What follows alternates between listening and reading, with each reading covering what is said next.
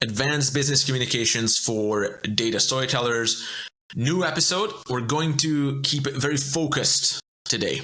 So it's our habit that we go down on rabbit holes, which is very enjoyable and very valuable. But this time we want to maintain hyper focus on superordinate communications and persuasion specifically. So we managed to tie off everything before. So with the subordinate, we actually spent, I think, like 2-3 episodes just making sure that we covered everything from the easily 3 impact claim, discovery process, and everything around and in between, right? So now we are going to pivot and we're going to talk about superordinate. This is, again, a very important topic. A bunch of the listeners/learners will already be in leadership positions, and those who are not probably are aspiring or at least want to understand how those dynamics work out. So that's what we're going to cover today. What would you like to start with, sir? Yeah, so the reason why superordinate is only 1 episode while subordinate was 3 is because subordinate is where we spend most of our time, right? So the data science/analytics organization is a cost center. We are typically enabling profit centers or revenue centers.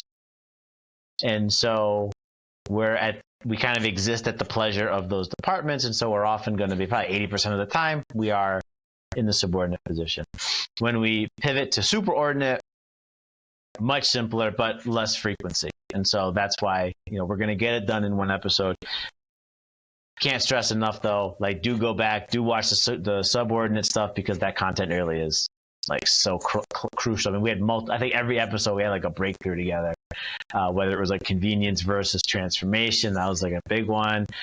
Really kind of fleshing out the importance of discovery and other things like that. So do make sure you check those out. But here we are. We're going to commit ourselves to 1 episode for superordinate, and I'm ready to spin some tires if you are, my friend. Absolutely. I mean, I wonder how many epiphanies we will have today, but we'll still aim to just land the plane in under an hour. Yes, sir. So it's a great challenge, and I embrace it. Yes, with focus, extreme focus. Yeah, absolute focus. Yeah. Absolutely. All right, so where would you like to begin? Let's define the key term, right? So we've danced around it a bit, but superordinate is when you as the data storyteller, you as the data leader, are in the position of power. You are in the stronger frame, if we want to borrow Claff, where essentially you're the decision maker in the room, right? And so what does this look like? Well, you may have positional or institutional power because these people report into you. Like you said, a lot of our listeners are going to be either, veteran leaders or newly minted leaders. They may be, working through their leadership brand or how they want to do that, but this is when you are the leader. It could also come up outside of the formal positional power, institutional power, which could be like more like a mentorship or giving a training. I know that, my last 2 organizations and even this organization, like we love to train, right? We are humble insight merchants. That's what I like to call the data science group. And so, our ability to run a training, whether it's internally to analytics or to the business, like we're kind of in that position of authority because like we're the expert in the room.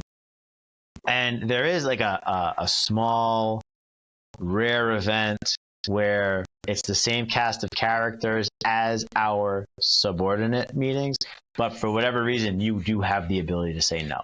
You have the decision rights somehow. Fairly rare. I'm not going to put too much energy covering any of that today. We're going to cover the leadership portion that scenario because that's where the most attention and persuasion is beneficial.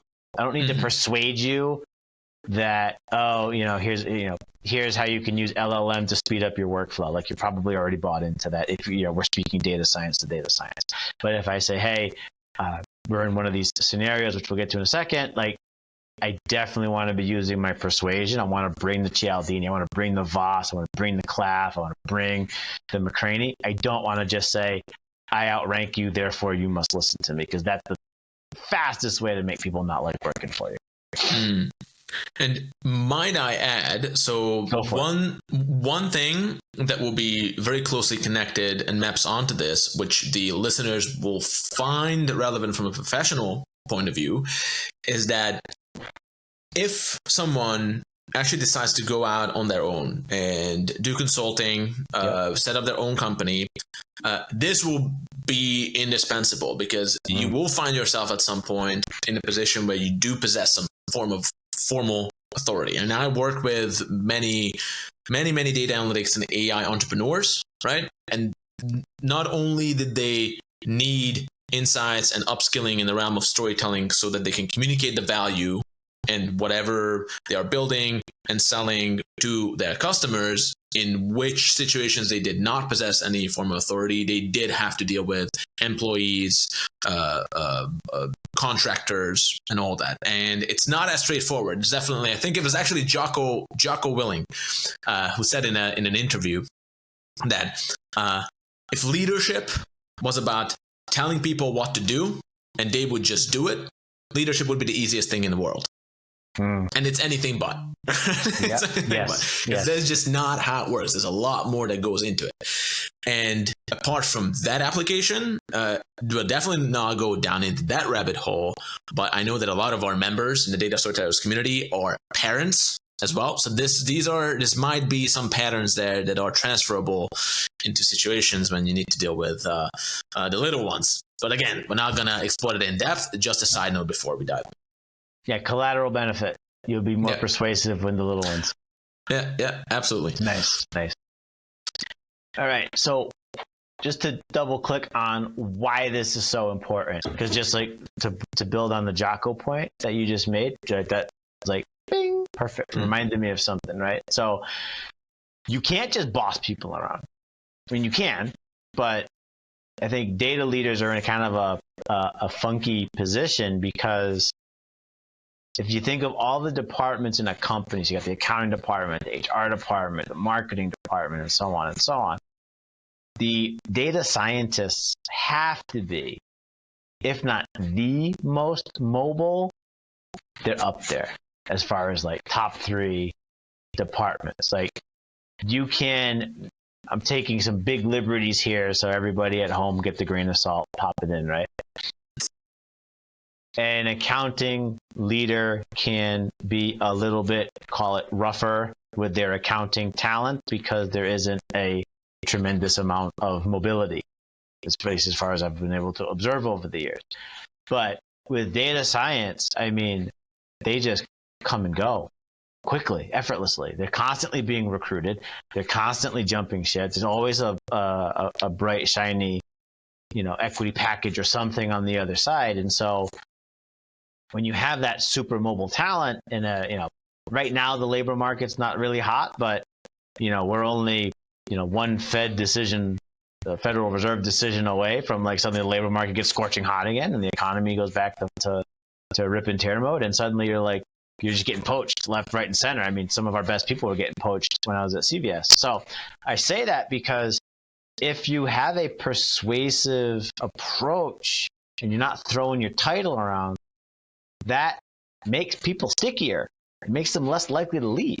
And so you've got this hypermobile talent. And so you can give them a reason to stick around because they feel heard, they feel consulted, they feel like it's always their decision. And that, I think, is especially important in the data analytics, data science profession, because of the mobility. I think that's an extra reason, extra motivation, besides just whether you're a big fan of like Simon Sinek or Jocko or any of these other people that really wax on leadership. They don't necessarily lens it through the mobility question, but I would encourage all of the people listening, lens it through the mobility question, because these are hypermobile professionals. I don't know if like the creatives or the people that work for you, if you've experienced that level of mobility, but I do know that data science, these guys are super mobile. It's a great way to get them to stay when they don't have to.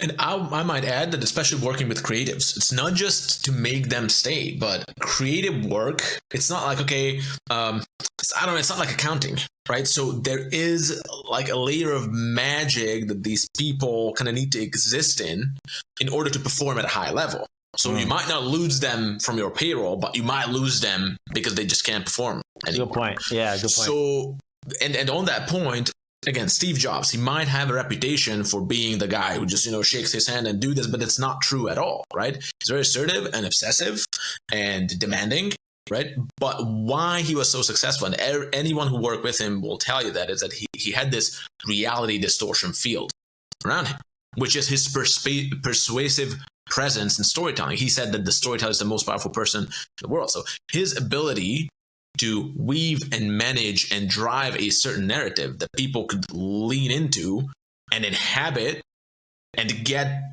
to a point of high performance and high engagement. The whole flow chart is like basically high challenge and high skill at the same time as engagement. If it's high challenge, low skill, it's frustration. If it's high skill, low challenge, is just basically boredom, right?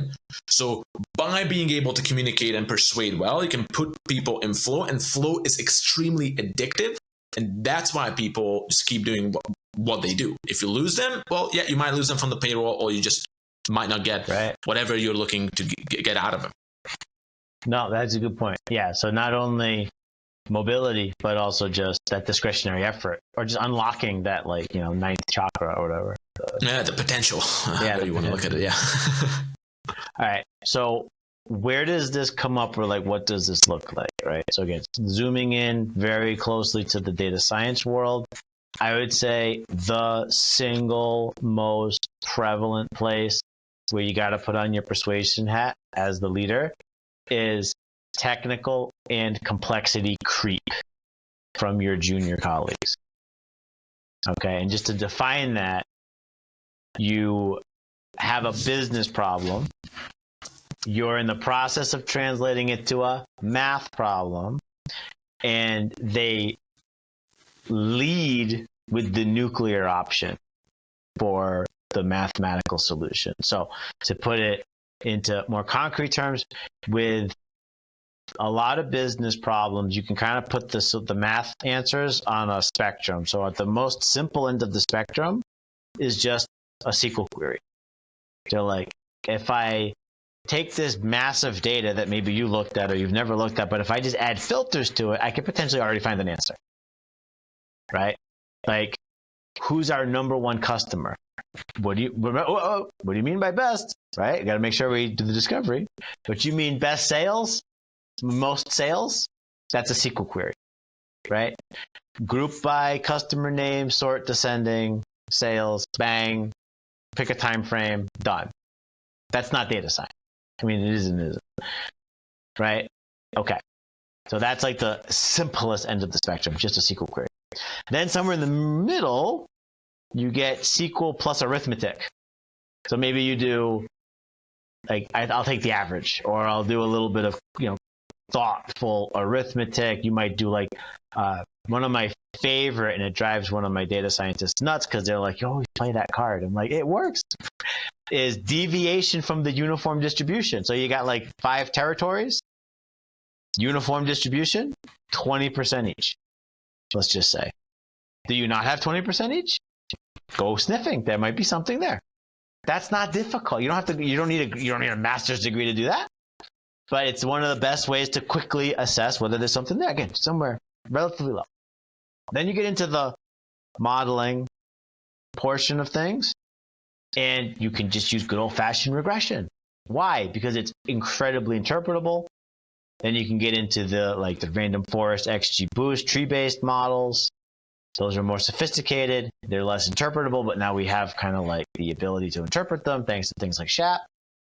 And then finally, all the way at the other end of the spectrum, you get into neural networks, large language models, the AI-ish stuff, the stuff that's really, really deep and difficult to find out what the machine's doing. So there's a big spectrum.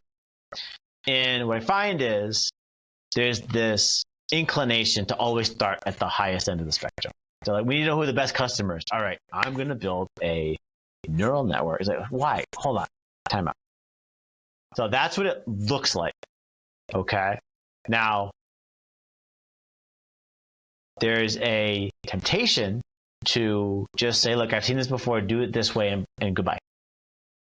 At which point, you didn't let them solve it. All you did was prescribe it. So they're just an extra 10 fingers for you or 20 fingers for you. No one's going to stick around.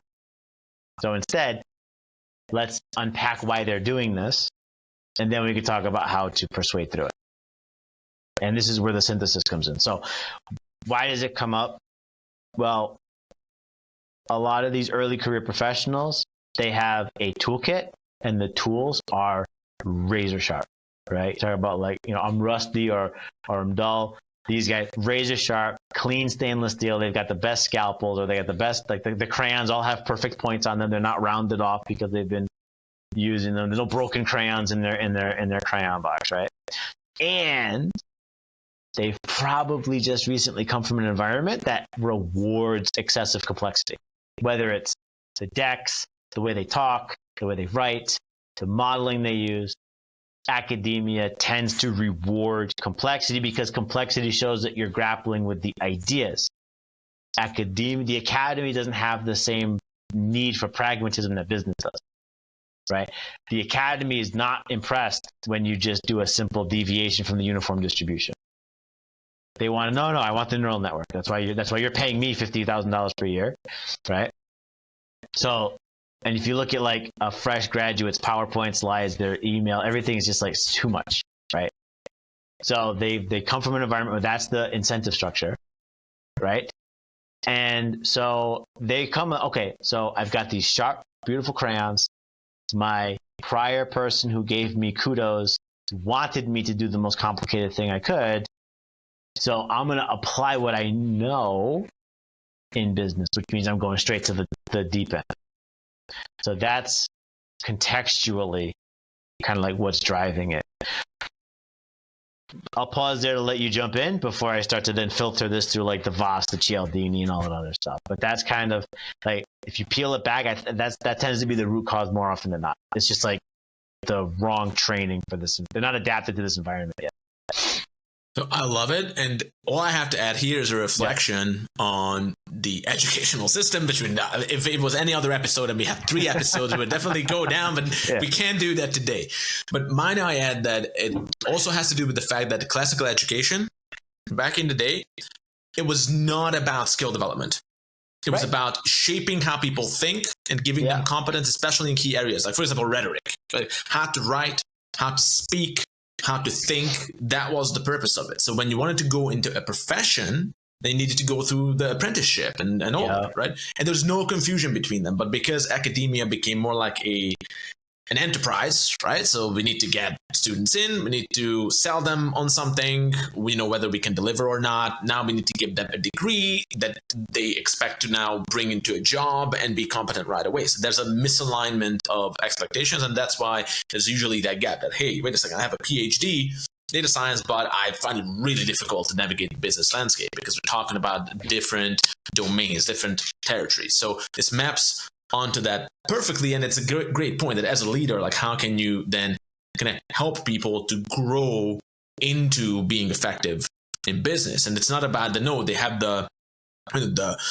wrong skills. No, none of that. It's just the application needs to be adjusted and optimized. So I loved everything that you said, and it's actually connected a bunch of dots in my head too.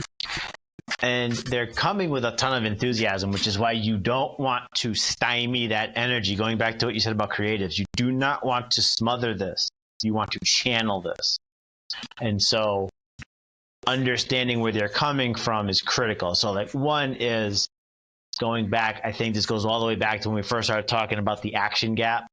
What excites them and what excites the business are oftentimes not the same. They want to show up, they want to flex, they like to geek out. They're like, oh my God, I'm doing hyperparameter tuning, like look ma, right? And it's like, no one cares about the hyperparameters except you and maybe their manager, but like generally speaking, no one cares. Business wants to know, I want the answer. Who's the best customer, right? Who is the best customer? My Hessian, no, don't tell me about the Hessian, tell me who the best customer is. So that's what they geek out over and what they geek out over, not the same thing. The second is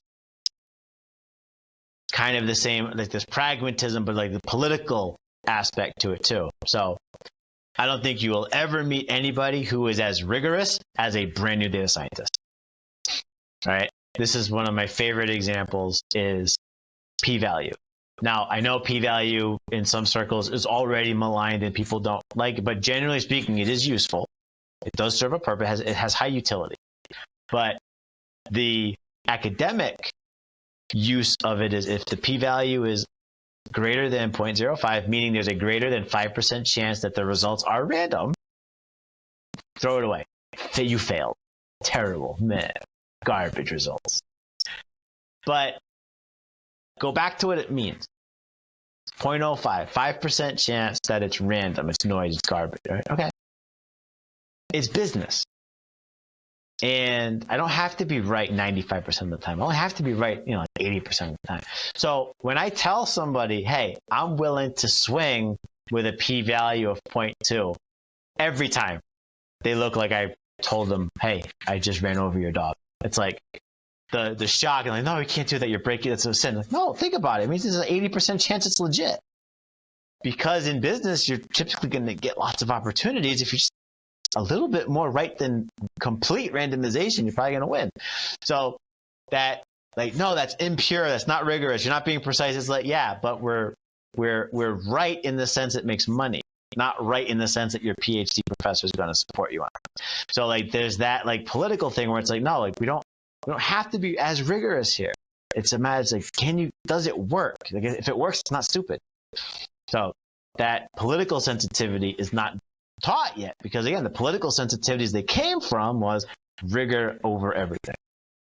And then the last kind of driver behind this urge to complicate things is we find it in Cialdini. You're brand new. You're trying to make a name for yourself. Fine, that's wonderful. You want that. You want to get established. You want to differentiate. But also you're highly compensated. Like if you look at these charts that come out every year, and it's like starting salary by major, and it's like you got like your engineers, comp sci, and like data sci. They're all very, very high. And these people went to school with people, and they're working among people who are like way lower on that. So like I'm making numbers up here. So like if someone I don't want to get dragged for this, but like if a starting data scientist is making $90,000 and a starting accountant is making $45,000, like they graduated together. They went to the same frat, and literally, okay, we both went to, such and such university. We get our diplomas. I'm making literally twice as much as you. Like, it's cool. But hey, I'm making a ton of money as a young person. But at the same time, it's like, I feel a need to reciprocate back to the employer. Right? And so I want to earn my keep. I want to give you a $90,000 answer, not a $45,000 answer, even if so. Let me show you the neural network, because you're paying me for neural network. It's like, no, I'm paying you to solve problems, knowing that you could do a neural network if I needed one, but that everyone's gonna be happy with deviation from the uniform if it's available. So that's all. Like if we unpack why is my entry level data scientist, or why is my like level 2 data scientist always trying to throw ridiculously complicated solutions to simple problems? It's because of all of those different things. They're excited. They are not pragmatic yet. They're not political yet, and they want to earn their keep. All of that kind of bundles together into this take the positive intent, but that's what's underneath it. And that is the reason why I'm spending so much time on this, is because that's where you put the hooks in to persuade. And I'm sure the audience can. Yeah, I'm sure the audience can relate when the data scientists are utterly the shouting scandal and they are tearing their garments because the algorithm is just not rigorous enough. And actually, I heard this in different versions. Probably, I'm not exaggerating, like maybe like 100 times from different leaders. So I think everyone can relate. And I think you're making a great point of, look, underneath all this, there's a lot of like positive energy. Don't stifle it, but learn how to put in, as you just said, how to put in the right hooks, to pull the right levers to actually help these people get to the next level and actually be super successful and bring all that value to your team, make your team look good, make your stakeholders look good, and earn the better and bigger things that you guys can work on if now you actually have this powerful task force who's really focused on business results. Exactly. And earning your way to bigger stuff is probably the best algorithm to sort of work your way back through all of those things I just talked about, right? So, and I think every single one of the authors we've talked about has something to say on this, which is why like it really comes together nicely on this particular problem. So with Voss has those great questions, right? But not just the would you be opposed to using my answer, because that's not what you want here. It's more like, help me out. Like, how is the business going to use something that they don't understand? How is the business going to use something that you're struggling to explain and you're the expert? Right? Make them take that big brain, that beautiful brain, the high energy brain, and like just briefly aim them at like, okay, so you solved it mathematically, but did you solve it pragmatically? Did you actually get it across the finish line? Well, no. Or I can't see my way through that. Well, if you can't see your way all the way across the problem, you don't actually have a solution. Again, you have to gently kind of deliver that last part, but that's kind of the point. The point is like you have to help them open up their aperture, which again, McCraney. You have to give them a chance to update their model, right? Hey, how did you get to the conclusion that this very, very complicated solution is the right conclusion? Because there's probably something worthwhile there. Again, they're not doing it necessarily because they want to make everybody miserable. Positive intent, high energy, sharp crayons, right? So you can always, as they elucidate their thought process or explicate their thought process, you can find something to praise them for. And that's a nice little pat on the back, while trying to give them that gentle, like epistemological jostling so that they can update their model. Because if they're very complicated, they're solving something over here, but it's not the correct win condition, which is an implementable solution, then you have to kind of make space. Like, okay, you do all that, you solve this, great. But again, what does the world look like if there's no adoption? And then they're like, oh, right? And that gives you opportunities to gently update the model that we're here to solve problems. We're not here to flex on with this like really esoteric statistical or mathematical toolkit. But then there's a Clath angle, which is get that hot cognition, get that energy aimed at something else completely. So one of the things that will happen a lot in that transition from the academy to the working world is the data quality just falls off a cliff. Falls off a cliff. I was trying to avoid like R-rated language, right? Like you're in school, and in school they focus on algorithms and math, which is like the fun part of data science, and they give you data sets that are essentially already beautiful, like the Iris data set, the mass data set, some of those like canonical, and even like Kaggle data sets aren't that bad, right? So, and maybe you took like one section of one course was like, let's do missing value imputation, or like, what do you do when your data sucks? But as far as I know, the majority of the work in the academy is on algorithms and math, because that's like, you need the professor's perspective to kind of be your Sherpa through that content. You're not going to pay, $50,000, $80,000 a year for someone to give you just like a point of sale data set that's just full of garbage. So they come into the working world, and if it was 20% data munging in the academy and 80% algorithms, it's the opposite. It's like 80% munging, 20% algorithms. In fact, I'm literally working on a project right now.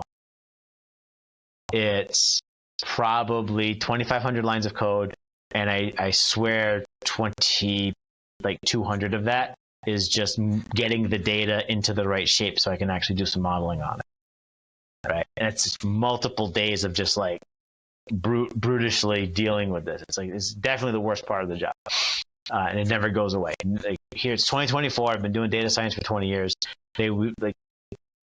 Automated data munging is not really there yet. There's some stuff that's making progress, but it's not there yet. Why do I say that? Well, hey, take that buzzing brain and direct it at the stuff that wraps around the algorithm. And it doesn't even have to be the non-technical stuff like PowerPoints and meeting management. They don't, that's definitely telling them, hey, you have to eat your vegetables, the equivalent, right? To go back to the parenting. But if you're like, hey, I need, you got to get this pipeline fixed because this is going to run every month. So you don't want to have to spend 2 weeks a month doing this. Otherwise you're never going to progress. Can you solve this for me? Frame it as a challenge instead of here's all the crappy slog you have to do before you do the modeling. And that's CLAF. It's like, hey, no one's been able to solve this. Can you solve it? Oh, okay. Crocodile is like, I'll be the one to solve it. And when I had a much larger team before. Team's a little smaller now, but I would put bounties on stuff like that. So hey, I need you to solve this engineering problem. I don't know the answer because I'm not a good engineer, but I can tell that there's a problem. I need you to solve it.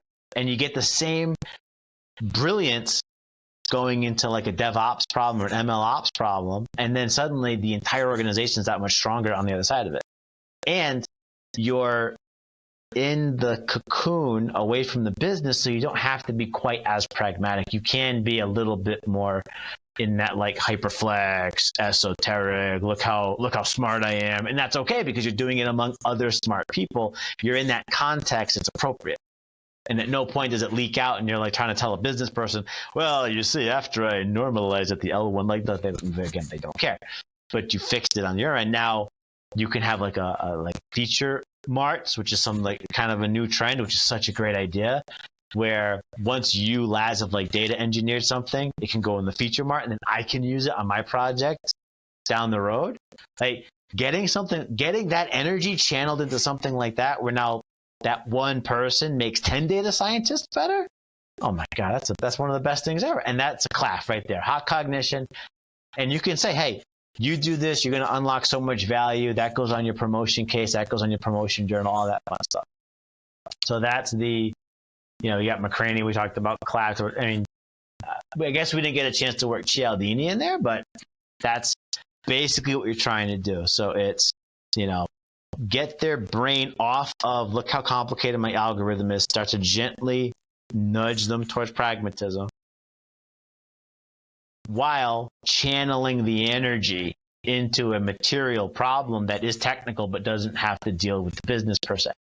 Those are two very, very effective ways to channel the complexity creep that I found over the years. I have a bunch of comments, but yeah, get in there, man. Yeah. This is great. It actually kind of reminds me of the whole data quality situation, a little bit like the military academy and an actual war zone, right? So the starry-eyed, fresh lieutenant comes out, and of course, you've been to field exercises, and even in field exercises, and it gets a little bit more complicated than in the classroom. But in a war zone, and also Jocko tells you that, things go wrong, and it's a mess. So an actual effective fighter is the person who can navigate their way through all that mess. So everything in academia, it's usually far removed. You need those foundations, right? But the application is everything. It's a completely different terrain. So maybe just to get a little bit tactical on some of those things that you mentioned. So it's great. The whole idea of the help me out here. The help me out here is incredibly powerful tool. As you were talking, and it reflected on my interactions too with people that I managed, both back in the day in the sales floor, now when we work with creatives and all that. Especially with creatives, a lot of times, and I think it's probably similar with data scientists too, that creatives love to spend a long, long time on something and perfecting something, right? And actually, that was a huge challenge for me because I'm also a perfectionist in that sense, to kind of let go of that. And we need to perform at scale, right? And to get a creative to sometimes turn down the intensity on the quality of work that they do is a difficult proposition, right? So what do you do in this case to elucidate them and help them understand the big picture? So as you said, hey, help me out here, walk me through how the business will benefit from this. So do you take more like a Master Miyagi kind of position where your tone kind of suggests that there's a truth to be revealed here and it's going to be like a learning moment type of situation? Or do you aim to actually not to kind of like fake real curiosity, but you do it that way instead? It's like, hey, I've seen a lot of situations, right? So I want to make sure that we don't have pitfalls. Can we just kind of walk through your process and then there's a real-time learning? Or do you suggest in the beginning that, hey, here's something that I'm going to reveal to you? Is like, hey, how do you? Well, let me show you actually how the business will benefit from this, and that's what you're suggesting with it. I don't know if the question makes sense or if it's too tactical, but no, I think I got it. I think I'm gonna take a swing, but there's Sure. two parts that I heard. So one was like, how do you turn down the perfectionism instinct, which some people have, some people don't. I don't. I'm like ruthlessly pragmatic. I just like good enough is like I put that on that LinkedIn comment. Good enough is right. The issue is you're not asking them to turn down the quality. You're redefining what quality is in this context. So the win condition or the victory condition or the thing that you're going to get bonused off of, promoted off of, whatever, is business impact. So if you can, and I forgot to say this when I was talking through like what to do when the complexity creep sets in, is you have to, in parallel, build that understanding that the North Star is no longer who's got the most creative or most complicated model or who did the slickest feature engineering or who had the fastest runtime. It's whose delivery moves the needle with the business the most. So what are you doing when you do that? You are taking all of that creativity, all of that energy, all of that competitive drive, but you're aiming it not at what you would do in your RStudio, your Jupyter Notebook. You're aiming it at business outcome. And so you want to go high, you want to go absolutely ham, you want to go as hard as you possibly can. Fine, but do it in pursuit of maximum revenue, maximum cost savings. Don't do it in terms of maximum algorithmic complexity. And the ones that get it stick around, grow, and are successful. The ones that don't get it tend to they'll scrub out typically, or they'll select themselves out just because they're like, no, I want to do like progressively more bleeding edge, esoteric stuff. It's like, fine, but it's like not many organizations can carry that on the payroll. So that's the quality thing. So like that drive. Oh, I think I can I'm doing it now. Like we did a model. The model identifies potential people to recruit, and I'm like, it's much better than the baseline. But I'm like, I bet we could squeeze more out of this. And every single one that we squeeze is like literal money to the bottom line. So in my opinion, that justifies progressively more complex data science because you're able to tie it like, okay, give me another month, I'll double the bottom line impact. But it's that you don't lose sight of that goal. So it's not give me another month, I'll get my p-value down, or give me another month, I'll get my precision up. No. Who cares? That's data science. Give me another month, I'll double the amount of money you make off of this. Okay, have a month. Go take the month. Go do the hard thing. Go ahead. So that's on the tuning up, tuning down the effort. No, it's directing it. Now, for the question that you asked about, like, how do I approach it? What's great about being ruthlessly pragmatic and also being at this point almost 15 years removed from the last time I was in a data science classroom, it's genuine curiosity. I don't have to fake anything. The people graduating from the academy right now have superior technical skills than I do. Period, full stop. Right? They show up, they're better at programming, their code looks better, they're getting exposed to tools. First question when I get there, can I have RStudio? They're like, okay, sir, here's your walker. You can park it over here. Like, I'm clearly like a dinosaur in the data science world, but what I bring to the table is the ability, that pragmatism, that problem solving, the big picture. Like the value I add to organization as a leader is the leadership part, not the can you code. Please don't. Like my code is terrible. But the point is when they come in and they're like, oh, I'm trying this technique. I'm like, cool. I don't know. What is that? Like, I'm genuinely like, let's go through it. Like, walk me through it. Now, do they have pitfalls? Do they have mistakes? Do I point them out? Yes, but we're doing it in a concurrent discovery. I'm not showing up like, I noticed you use random forest. Please explain your random forest. Like, there's no, like, I'm the cocky guy who has I'm genuinely, let's go through it. Okay. I'm trained enough to know when something sounds weird. Right. And then what's funny is even I have blind spots because I had some slides the other day that had a lot of different percentages and ratios on them. To me, it's like breathing, right? But I'm the fish who doesn't know he's wet. I presented that to my boss. He's like, hold on, I'm like, you lost with all of this stuff. So I was like, okay, I did not make it clear enough. And but I digress. So there's levels to this, but it's all genuine inquiry. All of it's genuine. Because if you're doing it like fake Socratic method where they can tell you're just using questions to steer them to a conclusion, which is why yes, no questions are so shitty sometimes, because typically you're using that to keep you put them on a corridor instead of open-ended questions, which allow them to meander, then you're going to build resentment. Same thing as if they present it to you and you're just like, oh, here's 37 reasons why you're wrong. That just builds resentment. McCraney says that loud and clear. I'm not going to win with facts, right? You have to come through genuine discovery, and I might ask questions like, what does that mean? Or what do you think that means? Or what does that mean to the business? And they're like, I don't know. Okay, so like, how can we sell it if we don't know what it means for them? I don't. Okay, then you can start to like walk it back to something simpler, and then come back forward with it, something like that. But anyway, it's usually to get pointed, it's genuine curiosity, because my technical tools my crayons are not sharp anymore. My crayons are very rounded off, and several are broken. And this is how you turn to your advantage. Now, I love that, and that answers the question exactly.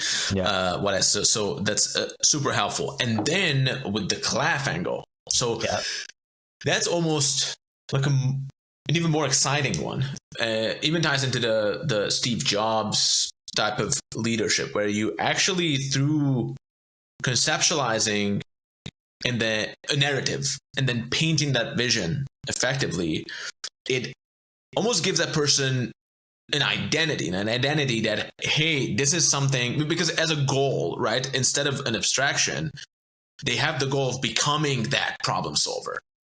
Even in the again, as I'm reflecting, even in the academy, like why guys went through all that, all those harsh conditions and all those challenges and that pain and that sweat and that blood, is because in their minds they had the vision of who can they become. They can become the operator, the Navy SEAL, the special ops guy, and that's kind of a vision of it's an identity. It's an identity thing. So it's a very interesting conversation. Again, I probably won't have time to fully flesh it out, but maybe even on future conversations of what is that vision that you can put in front of a data scientist of who they can become in order to get that performance out of them. That will also make it easier for you to steer their focus from the scientific academic rigor to the pragmatic business applications.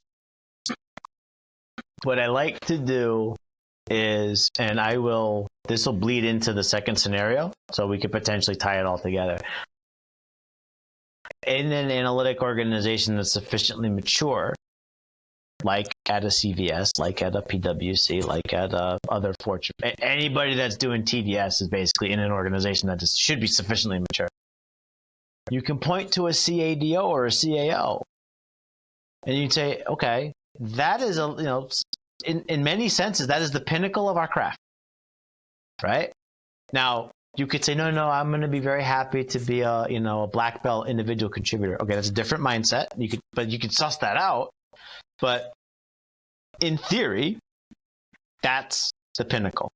Like, because once you reach that, Then you've got like maybe he reports to the CIO, maybe he reports to the CEO. But like the point is, now you're in like big CXO territory. But your CADO is the pinnacle of the data science craft for all intents and purposes.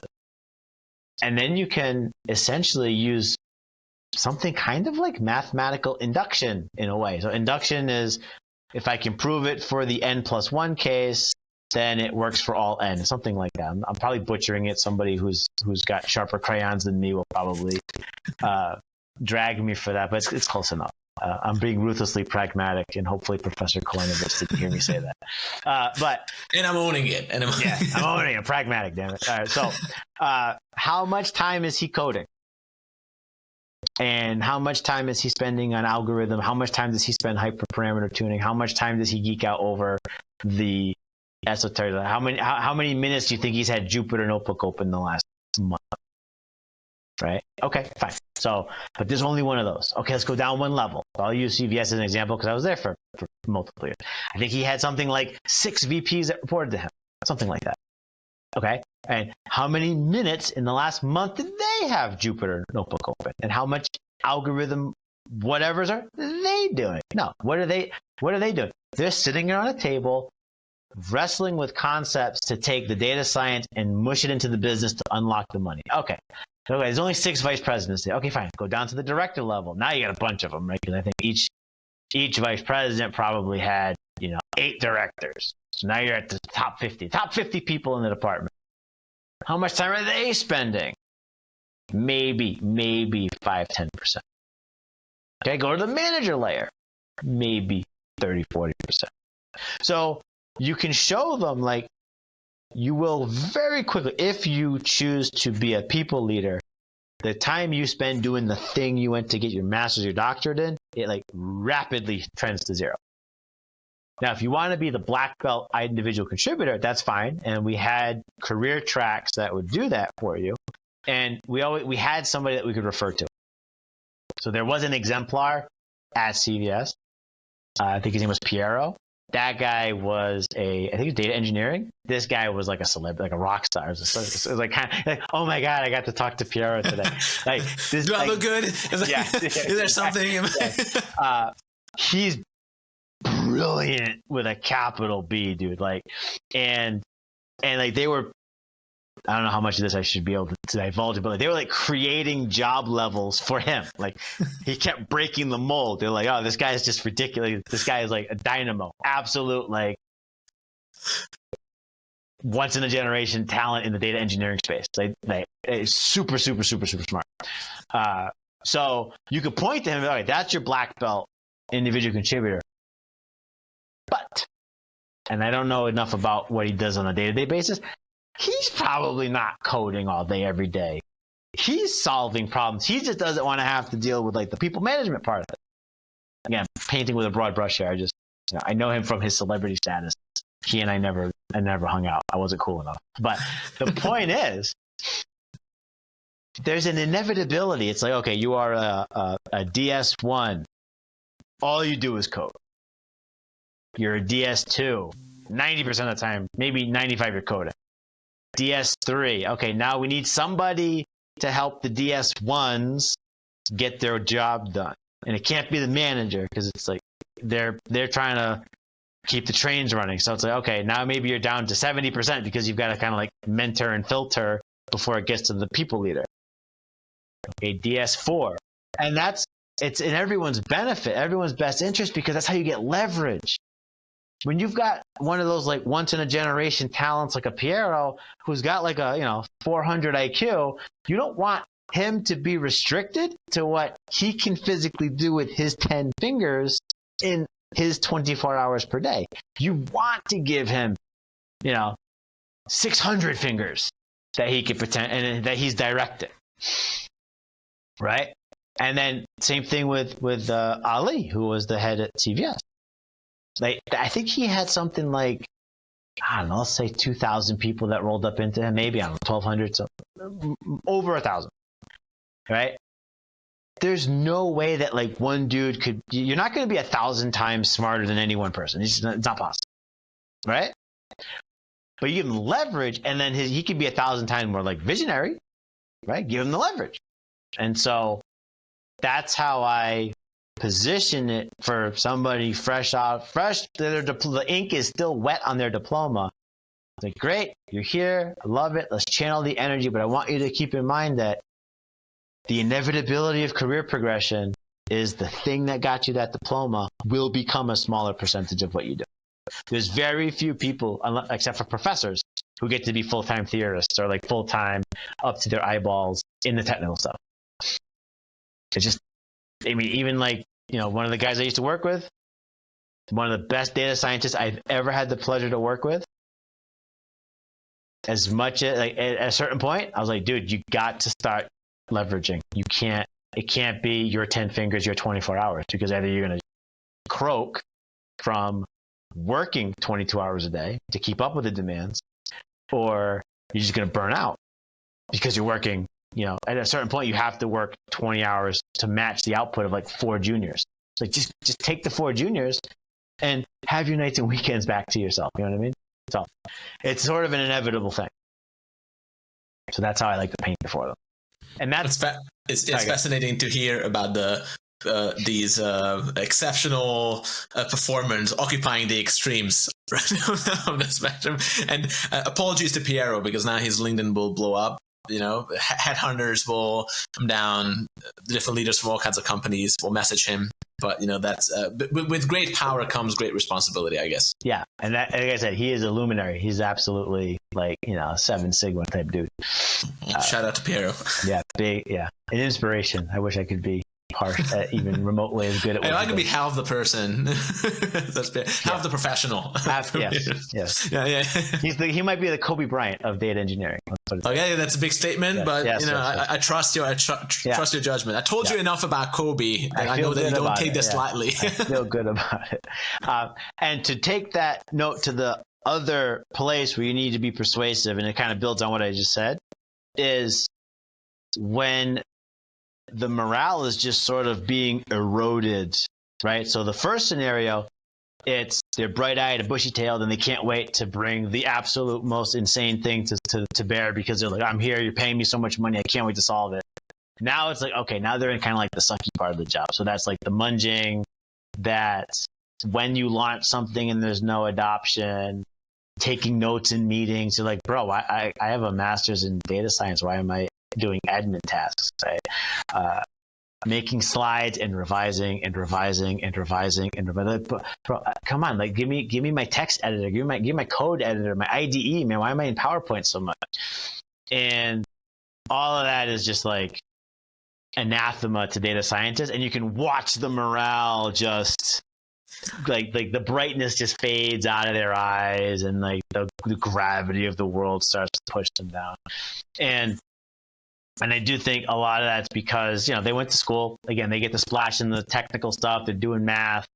And then they get to the real world, and it's like the math suddenly becomes like de minimis relative to the total job. And they got to do like, TPS reports and expense reports and slides, so many slides, so much revision. And no one's taught them any of that stuff up to that point. They don't do munging in school. They don't make slides that work in corporate in school. They have word count minimums instead of word count maximums. So everything is just sort of like upside down. It's like upside down world when they get there. And so you can just see like the balloon lose air. And so this is a more difficult one, because you don't have the energy to channel anymore. The other one, it's because they brought all that energy. They're like, hey man, I want to do a neural net. Okay, cool. Oh, don't lose that. Why? Help me understand the mindset there. And then, hey, you know what? This doesn't need a neural network, but like this needs your big, beautiful brain to solve it. Okay, boss, boom. Now it's more like, oh my God, why am I doing this? I hate this. I never want to do this. So there's and I'm going to tout the entry-level escape horn a little bit here, but this is where like the complementary skill message kind of begins to resonate, right? So you can ease into it with some Voss, like, is it unreasonable to think that it's necessary even if it's not fun or not interesting? right? Well, I guess you might not be asking me if it didn't have a purpose. Okay, starting to break through, starting to update the model, right? McCraney. A little bit more aggressive is, well, help me understand, if you don't do it, who's going to do it? Implication would be it's going to roll uphill. Like tasks don't usually roll up. They can kind of, oh yeah, wait, I'm the low man on the totem pole. I guess I have to do some of the grunt stuff. Definitely one you want to be careful with. That's definitely more of like a direct, like, hey, and it's like you're making a withdrawal from the report back when you do that. But check it through the notes. Oh, the updating the model is where McCraney and walking backwards from the CADO. I had that in my notes. I was trying to I had to read through it to make sure I tied it off. And then the last one is a bit of an appeal to greed, which goes back to now you've kind of you've set the stage for complementary stuff. Complementary skills cause the differentiation. The differentiation is what helps you to unlock promotions, because, and this is what I say this whenever I do my live talks. If I said, hey, I need someone to help me with a model, and I've got 10 data scientists, there's 10 hands up in the air. In fact, it creates a sonic boom. They raise them so quickly. Hey, I've got a meeting next week. I need someone to start the slides. You could hear a fly cough. Okay. So why? Because they don't want to do that. But that one person that says, hey man, I'll help you with the slides. Right? Oh, they become indispensable, because the 10 people modeling, that's kind of fungible. Right? As much as we don't like, people don't like to know that they're fungible, hear that they're fungible. It's like, well, it's May.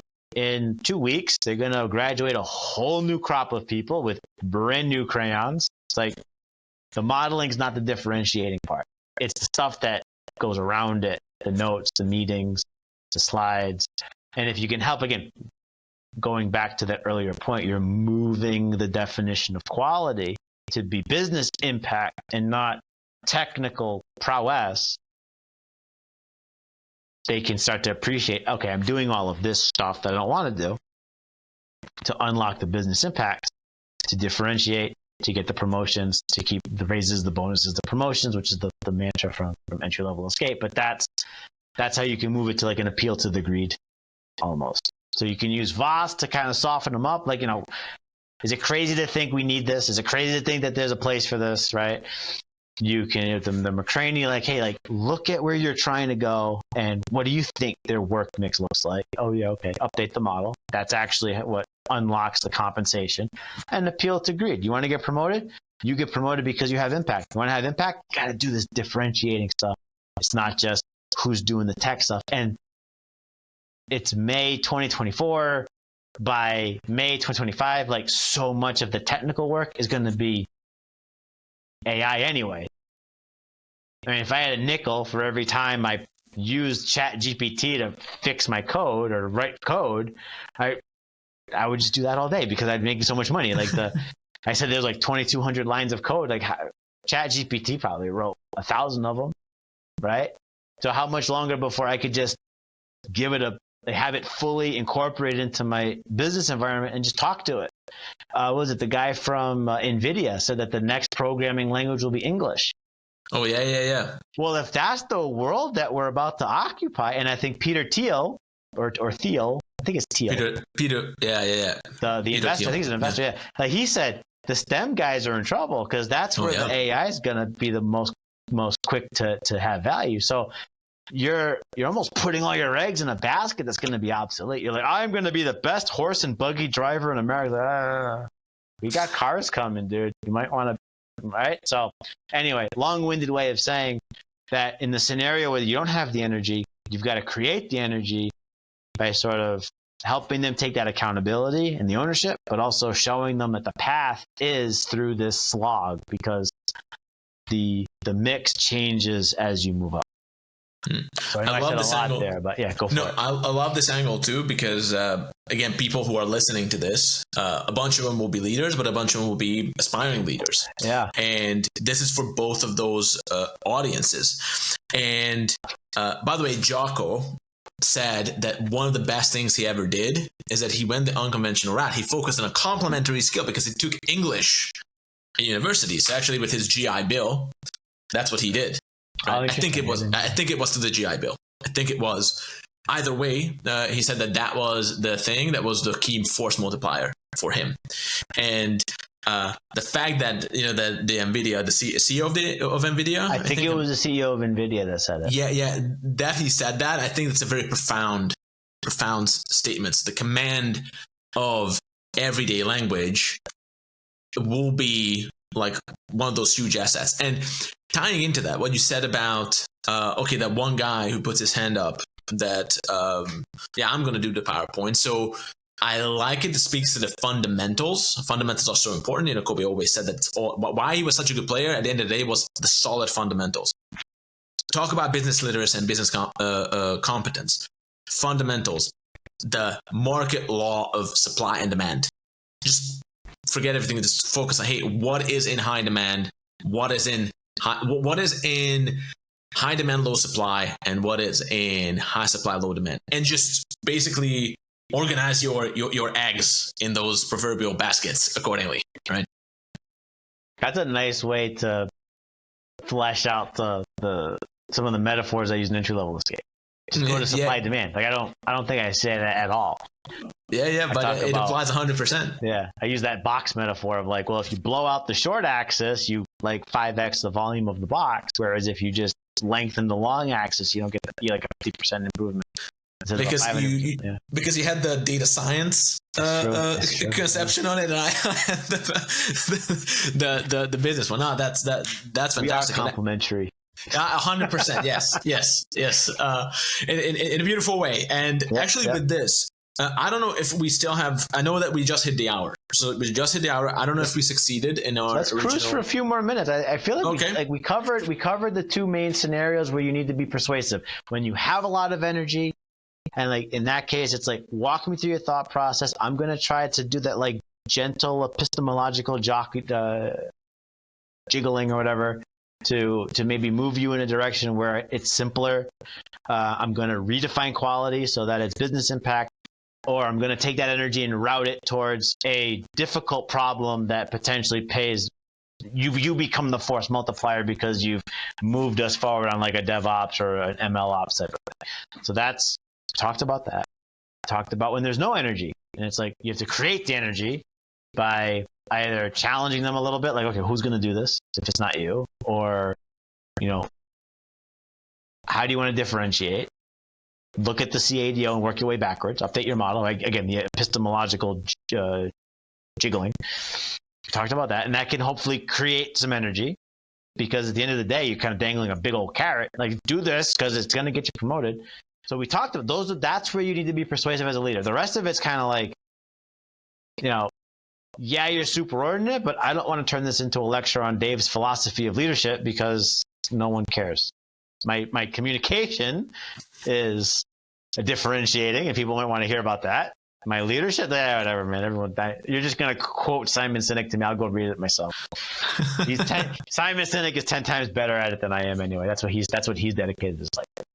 Yeah. He's leadership crayon stays sharp. Stays sharp. He's the Pereiro Ferrante of leadership, and as the Kobe of data engineering. He's the standard. Yeah. Okay, that's good. And by the way, this also, I guess the next episode will be on asynchronous communication, correct? Yeah, we're moving in a whole new direction. This is orthogonal to what we've been talking about. So we're going to move into asynchronous. Okay, and with asynchronous, so asynchronous will be mainly email, correct? And then also with presentations, because what you said about the complementary skills, and in business it boils down to a few things, including how to present and visually, right? That's also what we're going to cover. So does that fall into the asynchronous? It is. The definition is where the majority, if not 100%, of the persuasion or the persuasive material is created in the absence of your counterparty, which is a very technical, fancy way of saying you get to work on it independently by yourself. All right. If you could do it with headphones on, it's probably asynchronous with music playing. Not like I have headphones on now. So I got you, Dave. No, someone's going to catch me with sharp crayons, right? No. So it's writing better.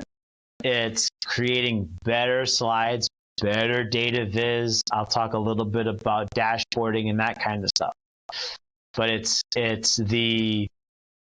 where we take the persuasion and we're going to kind of like filter it through like a Tufty, or like a user-centric design, or I want to say his name is Jim Edwards, copywriting, and just relatively small adjustments that have proven and shown to have outsized dividends in your communication, and just allowing you to move through things that much faster and be that much more effective. And so because these are skills that they unlock your persuasion, which is the whole point of ABCDS, we're going to devote some time to it. I also find that the PowerPoint one especially is like the number one tripwire when people cross over from IC to leadership, and they start having to deal with the business, because the business has been doing this for years, and they love consuming those McKinsey decks. And then you show up and you're like, here's my best attempt. And they're just like, I'm lost in the ugliness, even though the stuff's brilliant. So I was like, let's repack it so that we're going to level up everyone's, call it written communication, basically. Written and visual communication. With a single episode, we're going to do it in one episode. Okay. Well, the challenge accepted. As always. This was fantastic, and I love also the general arc, the narrative arc, as we went from is a subordinate. That was in fact the most, I guess, high level in the sense that everyone will benefit, but especially leaders. And then the subordinate also transferred into like a nice entry level escape flavor into a more universal skill as well, which will be the presentation and the asynchronous communication. Anything that you would like to add to today's episode, sir, to everything that we covered? It's an underpinning thread throughout everything, but really, like, when you're in that superordinate position, it is so important that you do not appeal to your own authority, right? This is where, like, as I'm thinking about this, even in real time, we mentioned McCraney, we mentioned Voss, we mentioned Claff, and Cialdini's not really getting as much love this time, and that's because aside from the reciprocity shout out, which you can use to build relationships with your subordinates, of course, but one of the ways you can blast resistance is appeal to authority. But you're quoting McKinsey, you're quoting Edward Tufte, you're quoting Piero, right? You're quoting an expert. But when you're quoting yourself, you're invoking your positional power. That's pure cost. There's no benefit to that. And that's the thing, like, you want to be very careful, and you don't need it. Like, a leader who has to throw their weight around is not really, they don't need, again, I'm waxing philosophical on leadership, but you can be incredibly persuasive and you can get exactly the same goal. Like what Jocko said, it's not just telling people what to do. So take that positive intent. They're bringing incredibly sharp crayons to the table. They want to draw the most beautiful picture possible with those crayons, but sometimes the business just wants a circle that's colored in blue. And so you've got to gently steer them to the circle. And the way to do that is by invoking some of these techniques that we've been talking about.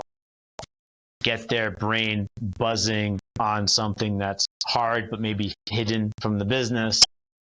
Help them understand that quality is measured in impact, not in complexity, and channel the energy and set up, make sure the incentives are structured to channel the energy, to reward them for doing that. And that's how I want to tie off the superordinate persuasion. I think that's a gem indeed, because I'm also now connecting dots. There are some real-time epiphanies happening, and we did not land the plane in an hour, but close to it. So I'm happy with it. Is that even in so this kind of idea of do not appeal to your own authority? Don't say that, hey, just trust me because I'm in this position, or trust me because I'm the expert in this. Even our members in the Data Storytellers, a lot of them tell me right out of, hey, I have some strong ideas. I'm coming because I want to update my own model, even if they don't put it that way. But I also said that when I go back to the business, I don't want to appeal to my own authority. I want to say that no, the guys at Toyota did this. The analytics team at Four Seasons, this is how they use. You see, it's a big one. Yeah. This is what Warner Brothers did to do X, Y, and Z.